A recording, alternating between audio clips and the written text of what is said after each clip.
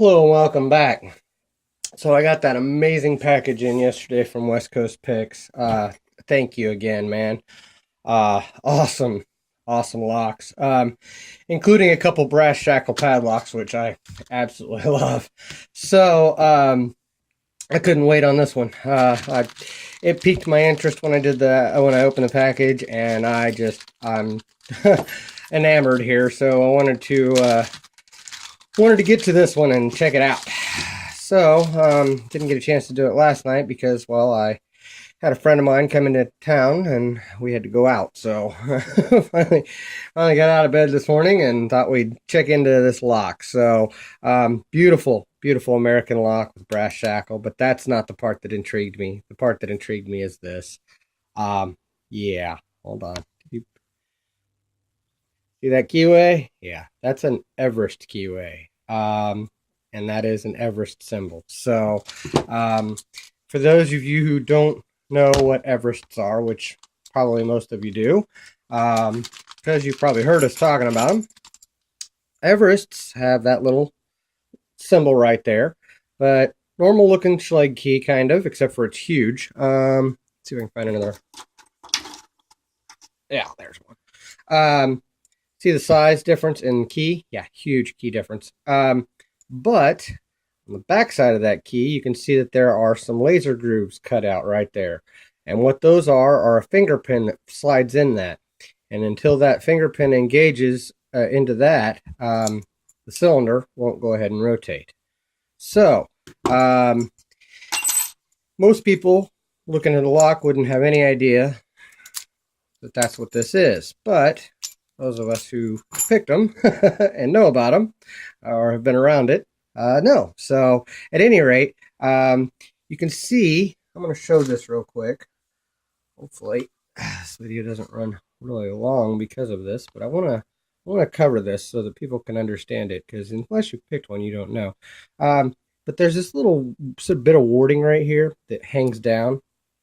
And on the bottom side of that, when you put your pick in, you can feel there's a pin there.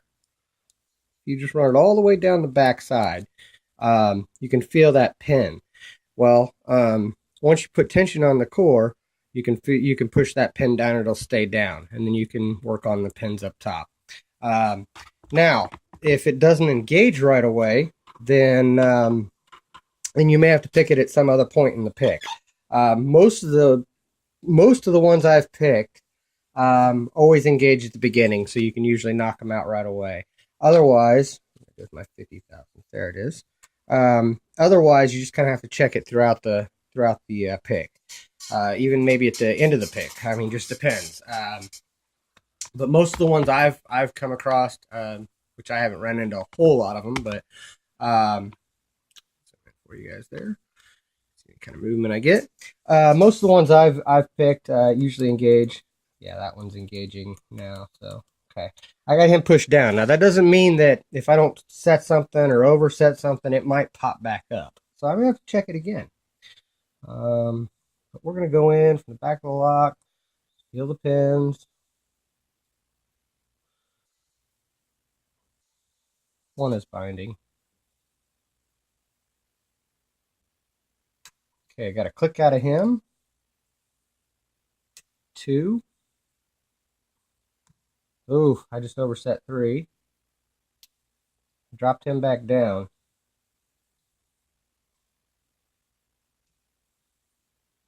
Let's not mess with 3 yet. That was 6. 5 is binding as well. Oh, there we go. All right. See, like I said, normal Schlage, not too hard as long as you know about that check pin. But beautiful lock all the same. Just absolutely amazing. Thank you so much, West Coast Picks, for this. But let's go ahead and zoom out, and I'll gut it, and I'll show you that check pin. You guys can see what I'm talking about. Let's see here.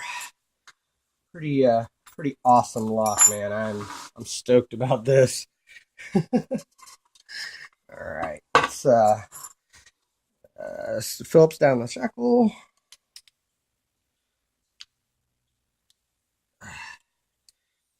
And this is normal American, gutting here. You got your key there.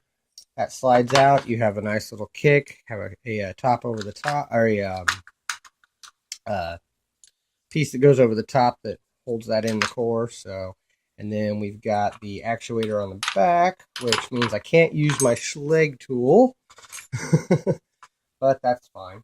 And obviously, it's locked back up. I do have a key, so that's fine. But we will get this open and show you guys what we've got here.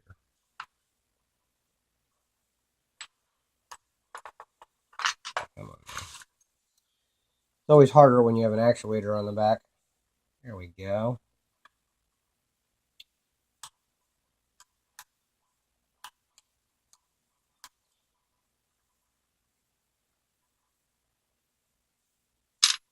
Out of the way.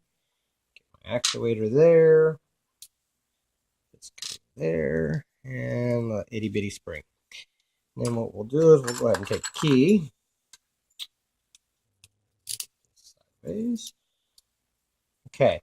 Now, as long as the key is in, and you really want to use a key when you gut an Everest, because as long as the key is in, that check pin will stay in place. So it doesn't, and then pins are up and through. Okay. So that check pin. Oop! I just dumped all the key pins. Well, 3 of them, anyways. Cute.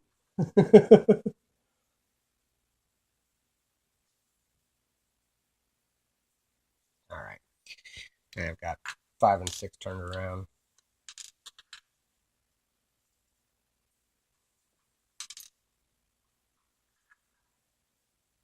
There we go. Okay, all the key pins are in and are in. You can see that. Hold on.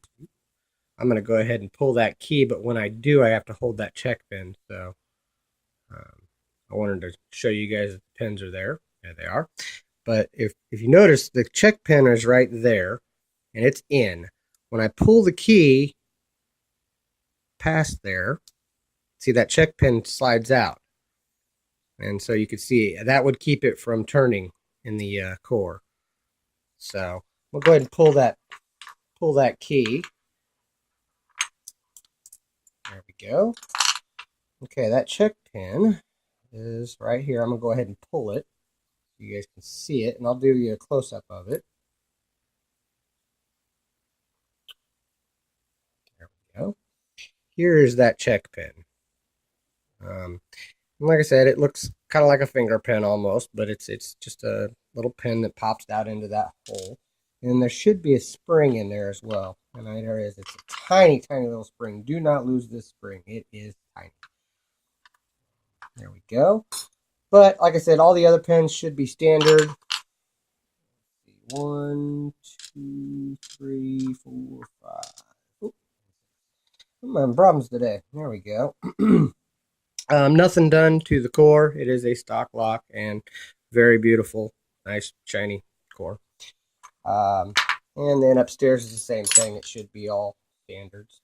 I am going to go ahead and mark it just for my well-being, because like I said, it is going into the collection. So, a beautiful, beautiful lock.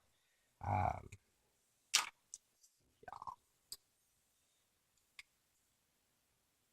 One standard. Copper spring. 2 standard with copper spring. 3 standard with a copper spring.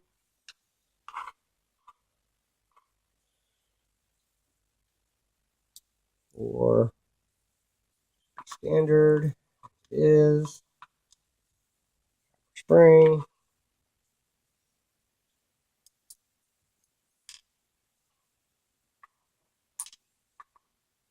Okay, there we go. And nothing unusual in the Bible except for that little hole right there, which is what engages on the core right there.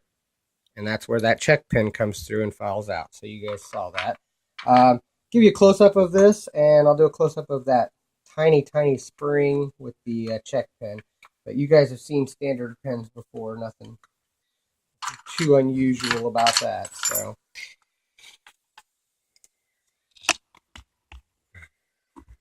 come on, focus. All right, there you go. Standards all on the key pins and standards on the drivers, and all copper springs up top. But then in the over here, you can see a good view of that check pin right there, and that itty bitty tiny spring that sits in there. So, but man, this is an awesome lock. Thank you, West Coast Picks, for this amazing lock. Thank you guys for watching. Thank you for your time, and don't break the law.